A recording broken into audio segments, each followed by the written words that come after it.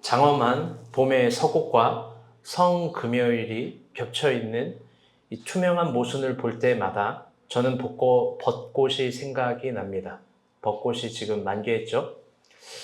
저렇게 아름다운 꽃이 만개한 것 같고 만발한 것 같지만 한 소절의 비바람에 허유롭게 부셔지는 저 벚꽃의 모순들이 꼭 사순절에 있는 예수 그리스도 같기 때문입니다. 가만히 보면 유일신인 예수는 허망한 인간처럼 너무나 쉽게 죽었습니다. 그게 바로 오늘 저녁입니다. 그런데 마이크 좀만 조절해 주세요.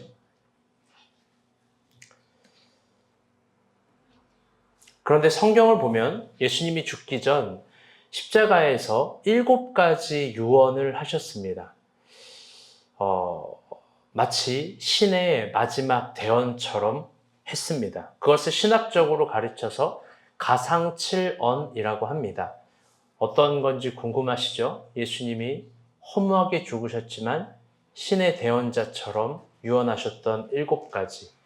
예수가 유언했던 7가지를 시간의 순서대로 정리하면 이렇게 됩니다. 다 같이 한번 읽어볼게요. 1번 시작.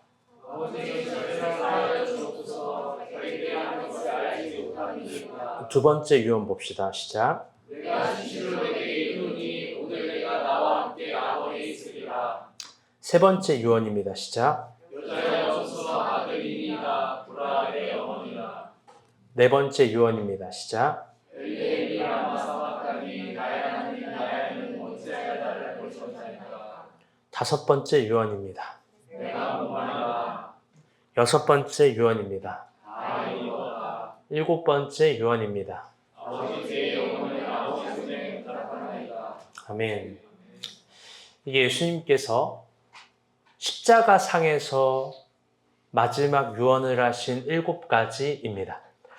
언젠가는 이 7가지를 다루는 십자가 사경회를 한번 해보고 싶습니다. 분명 우리가 본 교회 그날이 올 겁니다. 그런데 오늘은 시간 관계상 예수님의 첫 번째 십자가상의 유언을 다루려고 합니다. 어떤 거냐면 풀 텍스트로는 이렇게 됩니다. 누가복음 23장 34절입니다. 시작. 이에 세상의 아버지 저들을 사하여 주옵소서. 자기들이 하는 것을 알지 못함이니라. 그들이 그의 옷을 나눠 제비를 뽑을세. 아멘.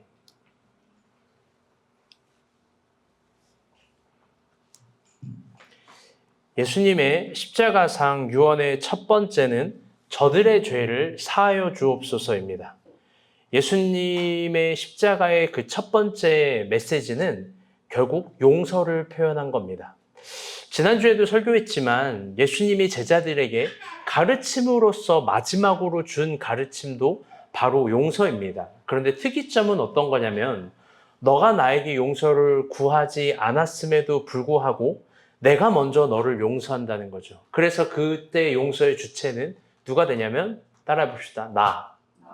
내가 너를 용서하는 겁니다. 너가 나에게 용서를 구하지 않아도 내가 너에게 먼저 용서를 하는 것, 그런 용감함, 예수님은 그걸 예수 그리스도의 제자들에게 마지막 가르침으로써 준 겁니다. 그리고 그 원리를 체험적으로 알려주기 위해서 그날 밤 예수님은 대야에 물을 받아서 자신이 직접 제자들의 발을 씻겼습니다. 그리고 발을 씻기면서 이런 마지막 말을 하셨죠. 너희도 이후에는 서로의 발을 씻겨주라. 결국 누군가의 발을 씻겨주다 보면 우리는 알게 되는 것이 있는 겁니다. 그건 뭐냐? 너와 다르게 깨끗할 것 같은 내 발도 사실은 불결하고 더럽고 먼지가 굉장히 많이 끼었다라는 거죠. 그리고 더 나아가 그런 내 발을 씻겨줄 사람도 결국 똑같이 먼지가 있는 불결한 아주 더러운 너라는 것입니다. 사람을 율법이라는 기준으로 보게 되면 그 사람은 더러워 보입니다. 율법이라는 기준으로 보면 어떤 사람도 온전해 보이지가 않습니다. 그러나 서로의 발을 씻겨주다 보면 알게 되는 것이 있습니다. 그건 뭐냐면 나도 너만큼, 너도 나만큼 사실 더러운 존재라는 겁니다. 그래서 어쩌면 용서는 지난주 설교한 대로 너를 위해서가 아니라 나를 위해서 필요한 은혜입니다. 그런데 오늘 본문에서 예수님이 십자가의 첫 번째 유언으로 말씀하시는 용서의 내용은 조금 더 섬세합니다. 여러분 마이크 괜찮으세요? 어떤 거냐면 그건 용서의 주체가 이번엔 내가 아니라 다 같이 따라할게요. 하나님입니다. 예수님은 십자가상에서 그 마지막 유언을 하나님에게 이렇게 탄원하면서 기도하는 거예요. 저들의 죄를 용서해 달라고. 참 여러 가지를 정말 생각해 볼 수 있는 메시지입니다. 마지막 유언을 어떤 대상을 향해서 하는 것이 아니라 하나님을 향해서 기도를 했고 그 기도한 내용이 너의 죄를 용서해 달라는 거예요. 무언가를 깊게 설명하기 전에 이런 질문을 한번 해봅니다. 여러분은 이런 기도 해본 적 있으신가요? 하나님, 저 사람의 죄를 용서해 주세요. 하나님, 저 사람의 잘못을 정말로 용서해 주세요. 우리 대부분은요, 신앙이 좋다고 생각합니다. 한 개인이 나는 믿음이 꽤 있는 사람이라고 생각을 합니다. 그래서 나는 하나님을 위해서 헌신할 수도 있고 헌금할 수도 있고 선교도 할 수 있다라고 생각하고 나는 믿음으로 이 산을 들어 저 산도 옮길 수 있는 주체적 나라고 생각을 합니다. 골리앗도 이길 수 있다라고 생각하고 하늘의 문을 열어서 비가 내릴 수도 있다고 우리 믿음으로 생각합니다. 그런데 그래서 우리가 신앙이 좋다라고 착각하지만 저 사람들을 위한 용서 여기까지는 기도해보지 않았을 거예요. 여러분에게 한번 질문해 봅니다. 여러분의 인생에는 용서하지 못할 사람이 있나요? 질문을 바꾸어서 한번 해보겠습니다. 여러분의 인생에는 지울 수 없는 상처가 있나요? 여러분의 인생에는 여러분에게 지울 수 없는 상처와 아픔을 준 어떤 사건과 대상이 있습니까? 그래서 이 사람만큼은 절대로 용서가 안 되는 그런 사람이 여러분 진짜 있나요? 사실 저에겐 있습니다. 그 사연에 대해서 그 내력에 대해서 여러분에게는 말하지 않을 겁니다. 왜냐하면 그건 하나님만이 갚아주실 수 있는 저의 원통함이에요. 예전에 신앙이 조금 없었을 때는 그리고 정신분석학이라는 이 거대한 학문을 깊게 신뢰했을 때는 사람 내면에 있는 억울함과 아픔과 원통함을 막 다 상담을 받고 토해내고 이야기를 해야만 치료가 되고 해소가 되는 줄 알았어요. 그런데 진짜 귀한 성경을 보면 여러분 한나의 기도 같은 게 있어야 되는 거예요. 아브라함의 기도 같은 게 있어야 되는 거예요. 하나님 외에는 풀어줄 수 없는 그런 원통함들이 내 안에 존재하는 게 오히려 축복일 수도 있어요. 정말이에요. 그래서 여러분에게 말할 수 없는 저만의 그런 사연도 있습니다. 그런데 가끔 마음이 약해질 때 그 시절에 대한 자질구레한 사연들을 여러분에게 말하고 싶은 유혹도 듭니다. 왜? 여러분에게 위로받고 싶으니까요. 그리고 여러분이 저의 편이 되어달라고 제가 호소하고 싶을 때도 여러 번 있습니다. 아픔이 있을 땐 그런 게 떠오르고 그 당시 아픔들을 생각해 보면 정말 그런 것들이 있습니다. 그때 당시 제 감정은 너무나 단순해요. 그냥 싹 다 싸그리 깡그리 죽었으면 좋겠어요. 비참하지만 그게 당시 저가 아픔을 당했을 때의 수준이에요. 그냥 다 죽어버렸으면 좋겠어요. 여러분 그런데요, 예수님은 달라요. 잘 보세요. 자신을 십자가에 못 박아서 진짜로 죽이고 있는 그 대상을 저들을 용서해 주래요. 아니요, 하나님께 저들을 용서해 달라고 해요. 그런데 그 근거가 정말 황당합니다. 오늘 본문 파란색 글씨만 한번 읽어봅시다. 시작.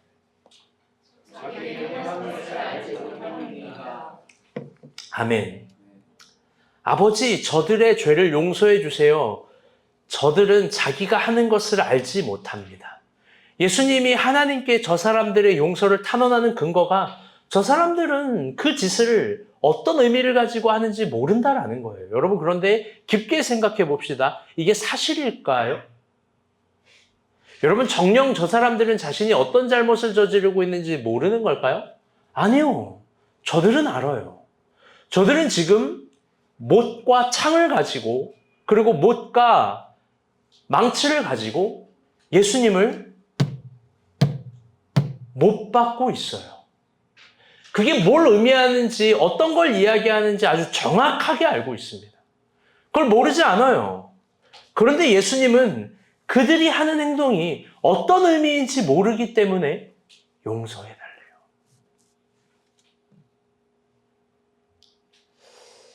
당시 저의 상처와 아픔도 마찬가지예요. 그 사람들은 저에게 어떤 정확한 의도를 가지고 행동을 했던 거예요. 저를 훼손하기 위해서 분명히 어떤 의도와 목적을 가지고 행동을 했어요. 그런데 하늘의 시선은 다르다라는 거예요. 그 이유는 뭐냐? 결국 그 사람들이 자신이 행동하는 정확한 의미를 알고 의도하고 행한다 할지라도 하나님 보시기에는 그 일이 이루어지는 정확한 범위까지를 모르기 때문에 저들의 죄를 용서하라는 거예요. 그게 결국 그 사람들은 자신의 잘못이 뭔지 모른다는 거죠. 그래서 하나님의 은혜를 아주 많이 받은 어떤 날 저에게 한나의 노래를 주시면서, 오해하지 마세요. 조한나 자매의 노래가 아닙니다. 아까 여기 한겨령제 있지 않았습니까? 없었어요? 내가 영혼으로 착각을 했나 봐. 한나의 노래를 주시면서 저에게 말씀해 주신 게 있어요. 저들의 죄를 용서하는 기도를 구해라. 그래야 나도 너의 죄를 용서할 수 있는 이유가 생기지. 여러분, 결국 여기까지 가야 되는 거예요. 많은 아픔이 있을 때, 씻을 수 없는 상처가 있을 때 우리는 이런 생각을 합니다. 내가 악해서, 내가 죄돼서, 내가 못나서 여기까지 왔구나. 그런데 하나님은 그날의 원통함을 갚아줄 수 있는 이유가 너가 그들의 죄를 용서해 줄 때 내가 그 사형 가운데 들어간다라는 거예요. 좀 한번 깊게 이야기를 해봅시다. 여러분, 우리라고 다를까요? 여러분, 우리는 우리가 하는 모든 행동들의 의미들을 다 알고 있습니까? 우리가 하는 행동들의 의미들, 말의 의미들, 눈빛의 의미들, 말투의 의미들, 호흡의 의미들, 비언어의 의미들을 정확하게 다 알고 있나요? 여러분, 다 저를 봐주세요. 여러분도 의도하지 않게 누군가에게 상처를 줬을 거예요. 여러분도 의도하지 않게 여러분의 눈빛과 말투와 비언어와 호흡으로 아주 의도한 만큼 죽을 만큼의 아픔과 상처를 줬을 거예요. 나는 아니라고 인정하지 마세요. 그건 가룟 유다의 태도예요. 결국 그런 가룟 유다가 예수를 십자가에 못 박은 거예요. 저는 생각해요. 이 교회에서도 서로가 서로에게 그랬을 거예요. 제발 나는 아니라고 생각하지 마세요. 그 아니라고를 말할 수 있는 건 저기 뒤에 있는 이채아 정도밖에 없는 거예요. 서로가 서로에게 의도되지 않은 의도를 가지고, 의도된 의도하지 않음을 가지고 내 말투와 내 논리와 내 호흡과 내 눈빛으로 너만은 꼭 이 상처를 받고 아프고 죽을 만큼 괴로워했으면 좋겠다라고 그랬을 거예요. 그렇다면 여기서 한 가지 알 수 있는 게 있습니다. 그건 자기들의 행동이 신앙의 주체가 되어서 내가 뭘 행동하는지 모르는 사람들로 인해 예수가 십자가에 죽었다라는 현격한 사실이에요. 그리고 그게 지금 우리 가운데도 적용이 된다는 겁니다. 우리가 뭘 하고 있는지 알지 못할 때 우리도 예수를 십자가에 못 받고 있는지도 몰라요. 그래서 십자가의 신앙이란 우리에게 아주 정확한 한 가지를 요구하고 있습니다. 그건 뭐냐? 다 같이 따라해 볼게요. 내가 무엇을 행동하는지, 무엇을 믿고 있는지 정확하게 알아야 한다. 여러분, 참고로 이 말은 나에게 주어진 운명을 알고 미래를 예견하라는 아주 유치하고 찬란한 이야기를 하는 게 아닙니다. 이 말은 우리가 무엇을 신앙하고 우리가 무엇을 믿고 따르고 그래서 우리가 무엇을 손해보고 무엇에 아픔이 있고 무엇을 참아야 되고 무엇을 견뎌야 되고 무엇을 신앙해야 되는지 정확하게 알라는 거예요. 여러분, 벚꽃이 만발했습니다. 오늘 하루는 어떠셨습니까? 오늘 하루도 저녁인데 고생이 많으셨습니다. 우리의 서로의 삶의 모양은 달라도요, 우리는 마음으로는 모두 같은 하루를 꿈꿨을 겁니다. 그건 자신의 더 나은 삶을 위함입니다.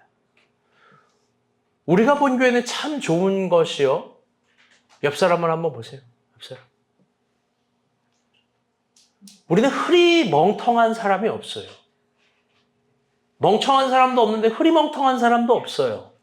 자신이 가고자 하는 삶의 방향이 매우 정확합니다. 삶의 정확도가 있어요. 여러분, 그게 얼마나 큰 축복인데요. 우리가 확실히 맛보고 싶은 삶이 있어요.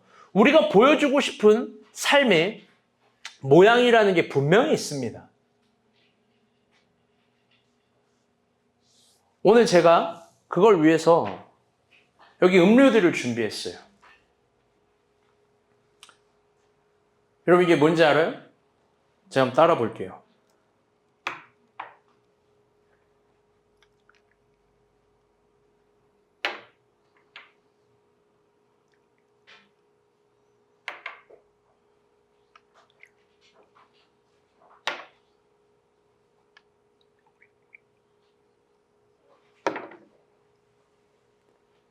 여기 앞에 네 분 나오세요.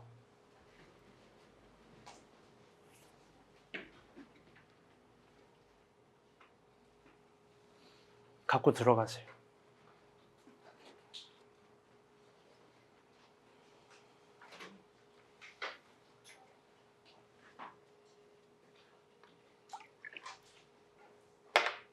아직 마시지 마세요.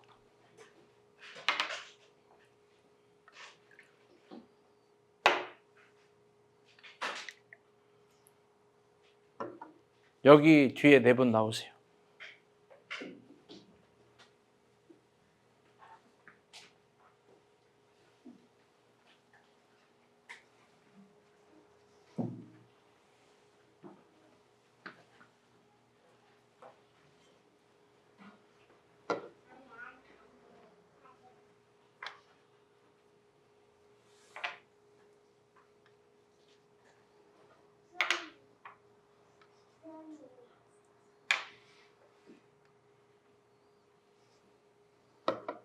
건강한 토마토 주스입니다. 우리 권사님이랑 집사님이랑 김희진 집사님이랑 민정이까지 한번 나오세요.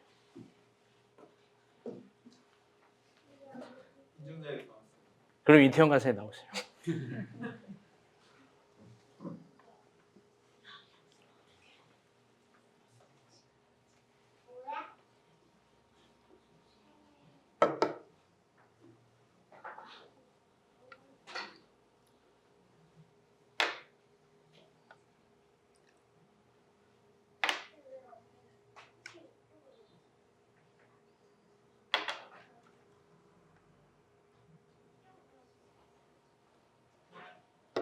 저기 끝에 아이들까지 다 나오세요. 그리고 아이들도 먹을 수 있어요.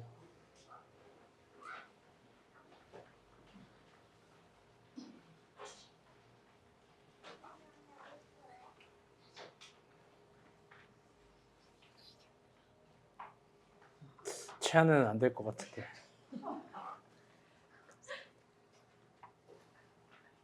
아직 시윤이 아직 아무도 안 먹었는데. 또 새로운 걸 따라 드릴게요.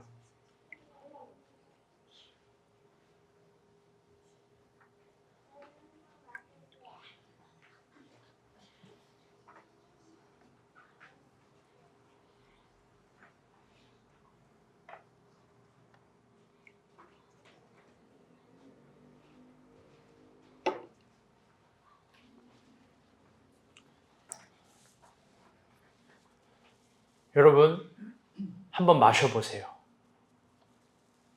깨끗하게 씻었습니다, 컵도.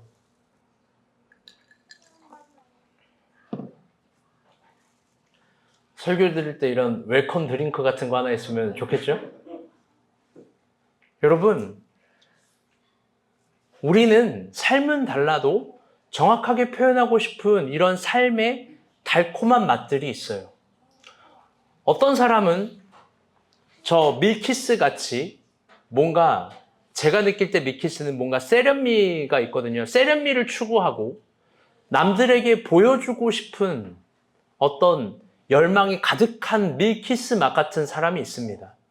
또 어떤 사람은 그런 게 필요 없이 나는 무조건 건강한 토마토 주스, 내가 어떻게 옷을 입는지, 뭘 타는지, 어디서 자는지 중요하지 않고 오직 건강만을 위해서 살아가는 사람도 있고요.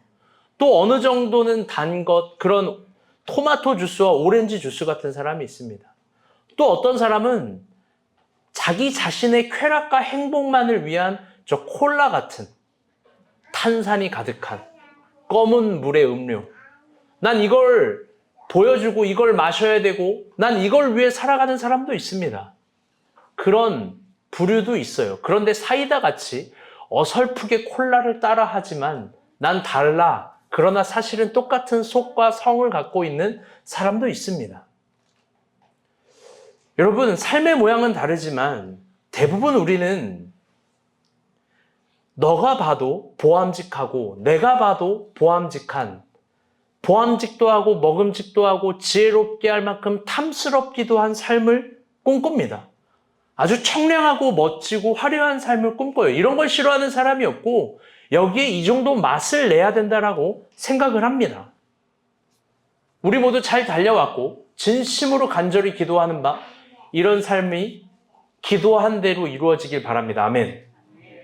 그런데요, 우리는 결국 한 가지는 몰라요.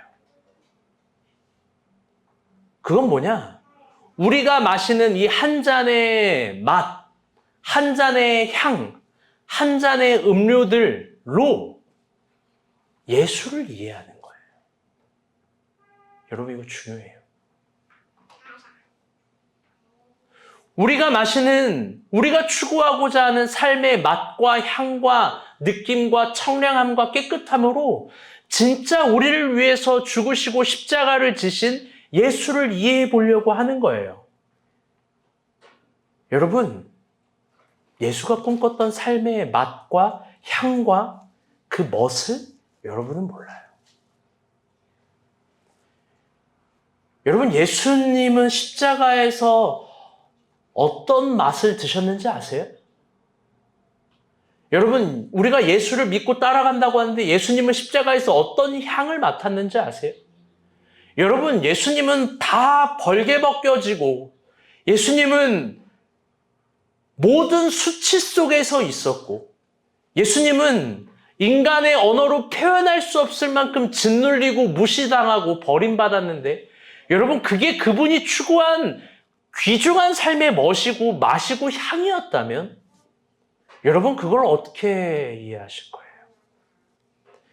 예수님이 십자가에서 마지막 드셨던 음료가 있어요. 그 맛과 향을 한번 봅시다. 아주 이상한 맛이에요. 마태복음 27장 46절에서 48절입니다. 시작.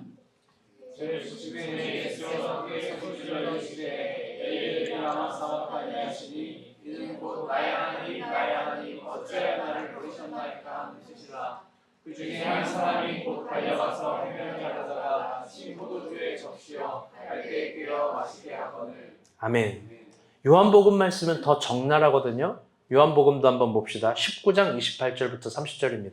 중요하니까 천천히 읽으세요. 시작. 그에게서 모든 일이 이미 이루어진 줄 알고 성경을 응하자 이르시되 내가 목마르다 하시니 거기 신 포도주가 가득히 담긴 그릇이 있는지라 사람들이 신 포도주를 적시어 내면을 우슬초에 내어 예수께 드리니 예수께서 신 포도주를 받으신 후에 이르시되 다 이루었다 하시고 머리를 숙이니 영원히 떠나가시니라. 아멘. 여러분, 예수님이 십자가에서 마지막으로 드셨던 음식, 음료는 신포도주예요. 여러분, 신포도주가 뭘까요? 이게 도대체 어떤 걸까요? 이건 그냥 포도가 쉬어버린 포도주가 아니라 잠시라도 마취제처럼 고통을 잊게 해주는 맛입니다. 실제로 군인들이 전쟁터에 나가서 극심한 고통과 부상을 입어서 죽기 직전, 그때 잠시라도 고통을 잊게 해주려고 만든 마취제예요. 그런데 그 마취제가 그걸 먹으면서 그 사람을 상처를 치료하고 수술하고 살려고 하는 것이 아니라 잠시 그 음료를 먹고 그 이상한 맛이 나고 그 이상하고 불쾌한 맛이 나는 음료를 먹고 죽음을 피할 수 없는 이들에게 그걸 먹고 잠시 죽음의 고통을 잊고 최소한의 유언을 할 수 있게 하는 장치예요. 마지막 말을 남길 수 있게 하는 것. 그게 신포도주예요. 신포도주는 간단합니다. 그때 당시에도 지금도. 어떤 거냐면 포도주에 식초를 섞는 거예요. 그게 예수 그리스도가 마지막에 마셨던 음식의 맛이에요.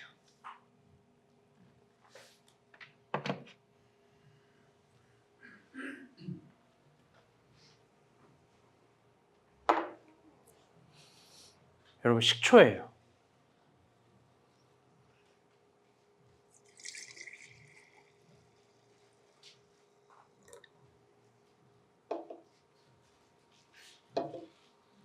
무알콜 포도주입니다.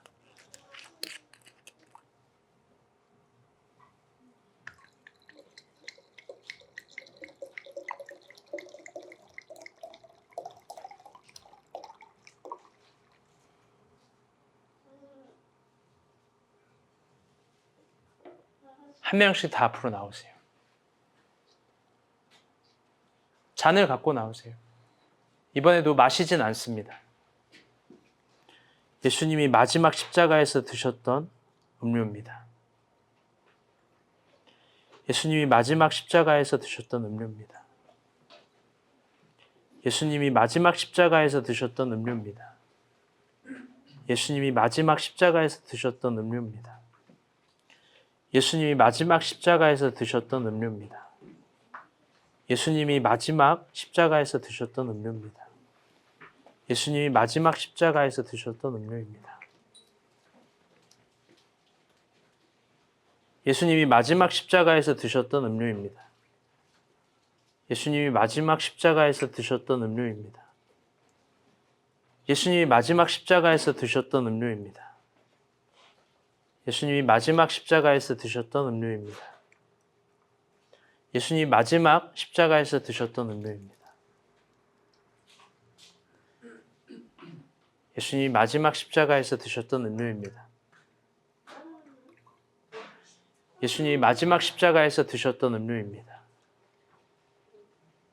예수님이 마지막 십자가에서 드셨던 음료입니다. 예수님이 마지막 십자가에서 드셨던 음료입니다. 예수님이 마지막 십자가에서 드셨던 음료입니다. 예수님 마지막 십자가에서 드셨던 음료입니다.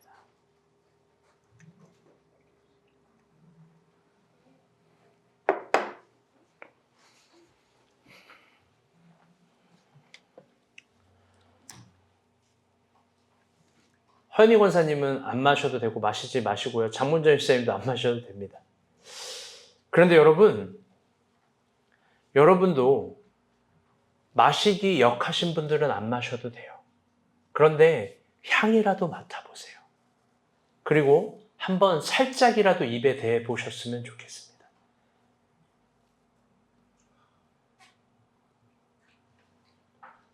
사실 이거보다 정확히 10배는 더 이상한 맛일 거예요.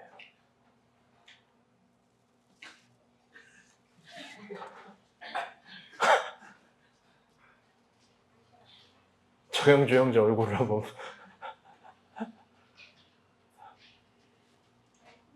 여러분, 맛이 어떤가요? 매우 이상하고 괴상하죠? 향이라도 맡아보세요. 뭔가 감각들이 마비되죠?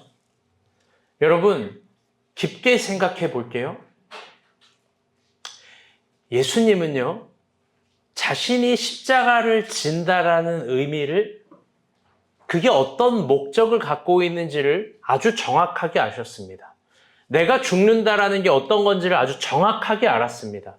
그건 우리가 너무나 자주 문장으로 이야기하는 내 죄를 용서해 주기 위해서라는 겁니다. 나의 죄 때문에 죽었다라는 겁니다. 여러분이 살고 싶은 삶의 음료를 먹을 때는 다 웃고 표정이 밝고 좋았어요. 여러분들 지금 크선 표정 보세요. 윤간사님 누가 물 드시래요? 반칙으로.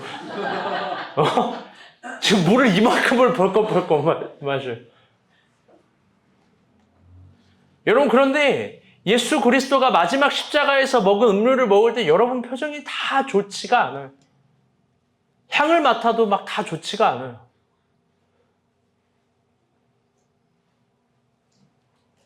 여러분, 그분이 우리를 위해서 죽은 그건 우리가 알고 있는 그거 맞습니다. 잘 들어보세요. 우리의 죄를 용서하고 우리를 대신 살리기 위해서. 그런데 잘 들어보세요. 그 한마디를 하기 위해서 예수님은 신포도주를 먹고 육체의 극한의 고통을 잠시 참고 최소한의 마취를 하면서 하나님께 딱 한 소절 토해낸 거예요. 하나님, 저들은 저들의 죄를 알지 못합니다. 저들의 죄를 용서하여 주옵소서.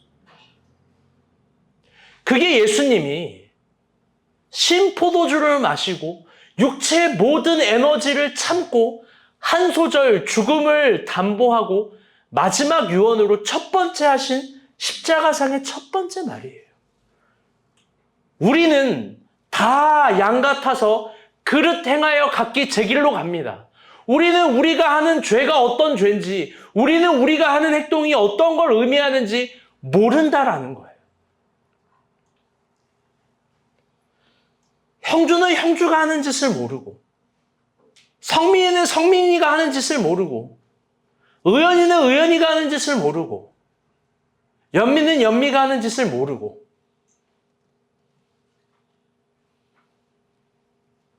우리는 우리의 모든 행동의 의미를 다 알지 못하고 결국 그릇 행하여 각기 제 길로 간다는 거예요. 그래서 우리의 행동이 뭔지 모르는 우리를 위해서 대신 용서해달라고 그렇게 탄원하면서 그분은 돌아가신 거예요. 그러니 여러분, 잘 들어보세요. 죄 사함이라는 건 결코 쉽게 얻어진 게 아니에요. 죄 사함이라는 건 결코 행정 처리하듯 문서로서 이루어진 것이 아니에요. 죽음 직전까지는 예수의 육체의 최대한의 의미를 살린 마지막 토해냄이에요. 그 유언을 통해서 우리는 용서받는 거예요. 그러니 여러분, 하나님이 여러분을 많이 사랑하고 여러분도 하나님을 많이 사랑한다라는 그 신앙의 아름다운 증표, 우리가 천국이라는 곳을 가서 우리가 정말 그분을 배울 때 그분이 보는 신앙의 면류관은 결국 용서하는 삶이에요. 저는 왜 이게 2, 3주 연속 우리가 본 교회에 오는지 모르겠어요. 제가 알기로 우리 중에 극명한 미움이 없어요. 누가 누구를 미워하는 게 제한테 들려오지 않아요. 그런데도 하나님은 그게 있다 하시며 지금 주시는 거예요. 너무 무섭고 신기해요. 너무 무섭고 신기해요. 본문을 의도한 것도 아닌데 주어진 본문대로 가는데 그래요. 그러니 여러분도 용서할 수 없는 그 사람을 용서하세요. 여러분을 위해서요. 용서해야, 복수를 버려야 내 안에 있는 부활의 에너지와 부활의 영광과 부활이 주는 찬란함으로 결국 가게 됩니다. 우리가 인정해야 될 건 그 사람이 무엇을 행하는지 몰랐다는 거예요. 물론 예수 그리스도를 십자가에 못 박고 예수 그리스도를 죽음에 이르게 하는 행동의 정확함이 있고 여러분에게 상처와 아픔을 주는 행동의 정확함이 있어도 그게 하나님 보시기에는 뭔지 몰랐을 거다. 이렇게 보는 게 하늘의 시선이라는 거예요. 그 사람을 위해서 용서하기 어렵다면 최소한의 기도라도 해보는 거예요. 여러분, 기도를 거기다 쓰는 거예요. 거기까지 가야 돼요. 거기까지. 결론적으로 저도 그 지점까지 가고 너무나 바보같이 구하지도 않은 용서를 스스로 하면서 살아요. 여러분, 그리고 또 이 십자가의 첫 한마디는 또 다른 의미에서 매우 중요한 걸 이야기해야 됩니다. 그건 뭐냐면 예수님이 자신의 십자가인 죄명인 십자가형에 대해서 불만을 가지지 않았다는 거예요. 그분은 자신의 운명에 대해서 원망을 하지 않았습니다. 오히려 그 상황에서도 십자가를 지는 죽음을 향한 그 사랑에서도 누군가를 향한 더 품어주는 사랑이 있었던 거예요. 저 사람들의 죄를 용서해 주세요. 여러분, 상식적인 건 이렇게 해야 낫는 거 아니에요? 하나님, 내가 억울합니다. 내가 절대로 십자가에 질 만한 죄를 짓지 않았는데, 내가 십자가에서 죽을 만한 그런 범죄 사실이 없는데, 하나님, 내가 원통하고 억울합니다. 이런 기도가 단 한마디도 없다라는 거예요. 여러분, 우리가 예수를 따라간다라는 건 한낮 여름철 더위에 녹아질 욕망을 구현하기 위한 믿음과 신앙이 아니에요.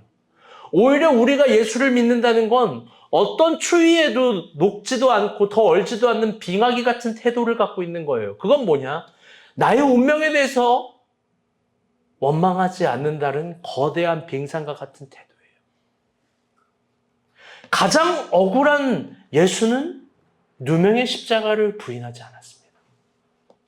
저는 개인적으로 우리 그리스도인들이 진정 버려야 될 죄는 다른 죄가 아니라 내가 여러분, 우리 그런 사람 없잖아요. 막 GS25시 가서 민정이 막 포카칩을 훔치고 싶은 욕망이 드나요? 문화점에 막 백화점 가가지고 내가 나이키 신발을 속된 말로 뿌려오고 싶은 욕망이 듭니까? 하나점에 막 어디 아웃백 같은 데 가서 음식 먹다 내가 머리털 이렇게 나왔다고 뻥치고 공짜로 얻어먹어야지 막 이런 생각이 만에 하나라도 있어요? 여러분, 그거는 진짜 미친 사람이죠. 우리 중에 그 정도 수준의 사람 없을 거잖아요. 막 성민 형제가 목사님 오늘 이 난방이 좋아 보이는데 내가 저거 확 후려쳐서 뺏어버리고 싶다. 그런 마음이 드나요? 여러분, 우리가 버려야 될 죄는 이런 죄가 아니에요. 이런 도덕적 죄는 이미 우리의 힘으로도 버릴 수 있어요. 그게 우리를 장악하지 못해요. 우리가 그리스도인으로서 진정 버려야 될 죄는 뭐냐면요, 우리가 십자가를 바라보면서 진짜 그 십자가를 통과해서 새롭게 태어나야 될 죄와 죽여버려야 될 죄는 원망이에요. 원망. 우리는 신앙이라는 것을 운명의 탈주로 생각합니다. 운명의 탈주로 생각해서 자신의 삶을 돌아보면서 잘 안 될 때는, 변하지 않는 나의 운명을 바라보고 예상될 땐 이런 원망들을 쏟아내요. 하나님, 나는 하나님을 믿는데 왜 지금도 이 정도죠? 나는 하나님을 믿는데 왜 아직도 이 모양 이 꼴이죠? 이런 원망들을 무수하게 토해냅니다. 여러분, 좀 다른 기도를 해봐요. 다른 기도. 우리 안에 살아가면서 대표적인 원망들이 이런 겁니다. 두 가지가 있어요. 그리스도인들에게도. 그건 뭐냐면요. 대표적인 건 결혼과 부모에 대한 원망이에요. 우리 대부분 자신의 운명이 이렇게 된 거에 대해서 운명이 변하지 않을 것 같다는 예상을 하면서 상대방을 향한 이런 원망을 합니다. 너랑 결혼해서 내 인생이 이 모양 이 꼴이야. 혹은 엄마 아빠에게 이런 얘기를 합니다. 나에게 해준 것이 없으니까 엄마 아빠가. 나에게 뭐 교육도 안 시켜주고 나에게 좋은 옷도 지어 입혀주지 않고 나한테 뭐 미국 여행도 한번 보내주지 않고 어떤 걸 최대한 보여주지도 않았으니까 내 인생이 이 모양 이 꼴이야. 나한테 뭘 해줬는데 이런 아픈 말을 합니다. 상황이 좋지 않으면 더 온갖 잡다하고 찌끄러기 같은 문법을 대단한 논리라고 생각하면서 누군가를 향한 괴물 같은 원망을 해요. 결국 만드는 건 뭐냐면 자신이 피해자라는 망상이에요. 그 도식을 반드시 새겨놔요. 여러분, 근데 저는 개인적으로 그게 십자가 앞에서 반드시 죽어야 될 죄라고 생각해요. 반드시 죽어야 될 죄예요. 예수의 행적을 깊게 봅시다. 예수는 어떤 상황에서도 원망하지 않아요. 저는 살아가면서 나이를 먹으면서 이 신앙이 가장 제 심장을 뛰게 해요. 저라고 원망하고 싶은 유혹이 없을까? 저라고 원망하고 싶은 열망이 없을까? 그처럼 편하고 당연한 걸 하고 싶은 생각이 없을까? 여러분, 그런데 예수님은 원망이 없어요. 갈릴리에서도 나사렛에서도 심지어 그의 부모에게도 원망하지 않습니다. 충격적인 건 자신의 수지자인 베드로가 자신을 버리고 부인할 때도 마찬가지입니다. 예수님은 원망 안 해요. 베드로 이 새끼 왜 그랬어? 이런 말 절대 하지 않아요. 베드로 네가 나에게 어떻게 율리우스 카이사르의 마지막 명언 같은 죽음의 언어 그런 거 없어요. 브루투스 너 맞아 이런 게 없어요. 예수님은 자신이 죽음에 임하는 이 마지막 순간까지도 나는 억울하게 못 박혀 죽는다라는 소리를 안 합니다. 사랑하는 여러분, 우리가 십자가 신앙에 대해서 자주 얘기합니다. 그리고 오늘 예수님은 그 십자가 신앙이 뭔지를 표현해 주기 위해서 십자가에서 죽으셨습니다. 여러분, 십자가 신앙이라는 게 뭐겠습니까? 나를 위해 죽어주신 것? 마치 누군가 내 밥값을 대신 내준 것 같은 느낌? 여러분, 그런 느낌이 아니에요. 예수의 온 육체가 마지막 에너지를 한 줌 쥐어잡고 고통의 마취제를 먹으면서 하나님께 고결하게 탄원한 그 한마디고 또 한 가지는 자신의 운명을 원망하지 않았다는 거예요. 그걸 가능하게 하기 위해서 예수는 신포도주를 마신 거예요.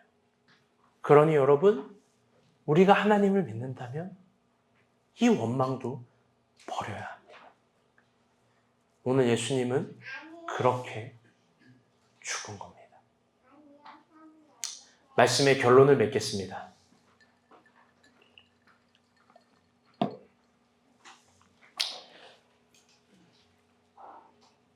오늘 설교 제목은 딴짓입니다. 여러분, 예수님이 십자가에서 죽으셨습니다. 마지막 고통 한번 참으면서 토해내는 기도는 우리의 죄를 용서해달라고 하늘의 하나님께 탄원을 했죠.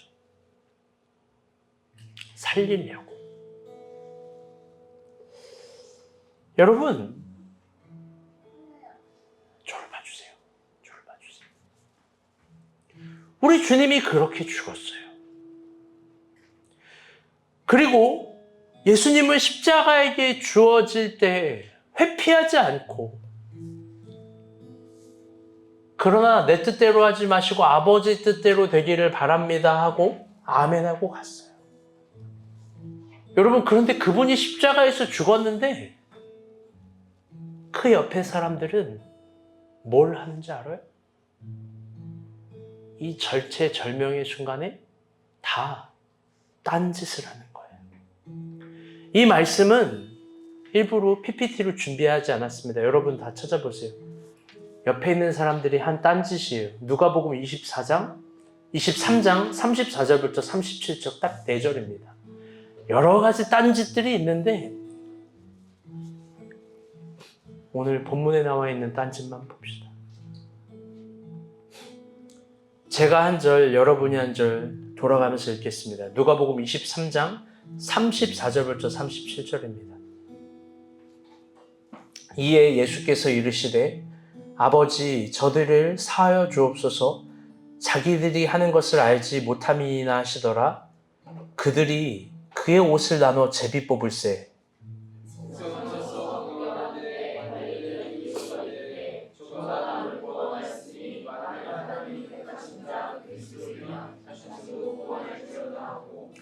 군인들도 희롱하며 나와서 신포도주를 주며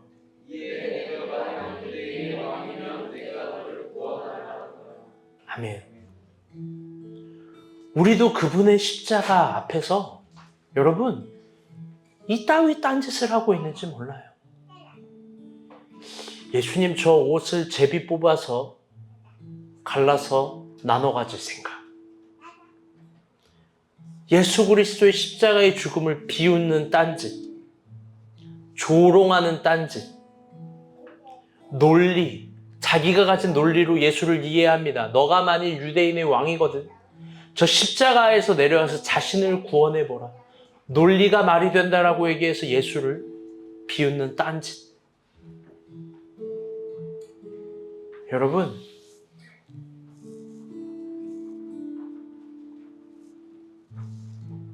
우리가 십자가를 이해하지 못하면 결국 다 딴짓하게 됩니다. 하나님이 우리 신앙 가운데 중요한 얘기예요. 진짜 중요한 얘기예요. 결국 이 한마디를 하기 위해서 오늘 설교는 있었던 거예요. 이 마지막 한마디를 잘 들으세요.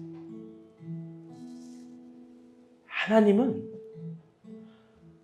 너무나 여러분을 사랑하셔서 예수님은 여러분을 너무나 사랑하셔서 진짜 사랑하는 사람에겐 반드시 십자가를 주세요.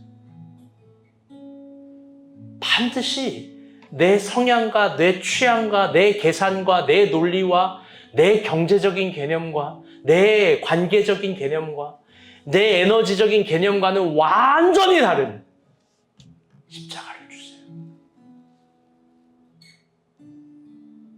그거 통과하지 못하면 결국 다 딴짓하는 거예요. 절대로 성장하지 못하는 거예요. 운명입니다. 십자가를 받아들이는 여러분 되시길 바랍니다. 아멘. 그리고 십자가에서 같이 죽는 우리가 됩시다.